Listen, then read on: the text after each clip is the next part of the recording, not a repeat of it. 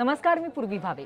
आज खासदार सुप्रिया सुळेंनी केंद्र सरकारकडे एक मागणी केली आहे। त्यांचं असं म्हणणं आहे की केंद्र सरकारने गॅस तुटवड्यावरती सर्वपक्षीय बैठक घेणं गरजेचं आहे आणि त्याचबरोबर त्यांनी असा आरोपही केलेला आहे की गॅस तुटवडा आहे हे मान्यच कुठेतरी केंद्र सरकार करत नाहीये।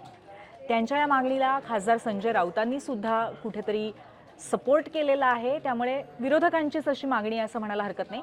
ही मागणी तुम्हाला योग्य वाटते का, असा आज आमचा पहिला प्रश्न आहे। आणि दुसरा प्रश्न आहे तो डोनाल्ड ट्रम्प यांच्या बाबतीत। या युद्धाच्या सगळ्या पटलावर परिस्थितीमध्ये डोनाल्ड ट्रम्प हे कुठेतरी एकटे पडत चाललेत असं तुम्हाला वाटतं का, हा दुसरा प्रश्न आहे।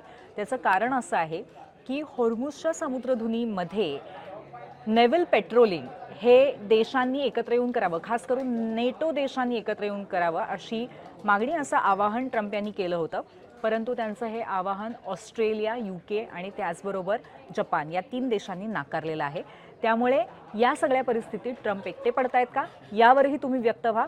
आणि सध्या युद्धाचे अपडेट्स काय आहेत, गॅस तुटवड्याची काय परिस्थिती आहे आणि त्याच्यामध्ये आज एक दिलासादायक चित्र काय दिसलंय हेही तुम्हाला सांगणार आहे। भेटूया रात्री 8 वाजता।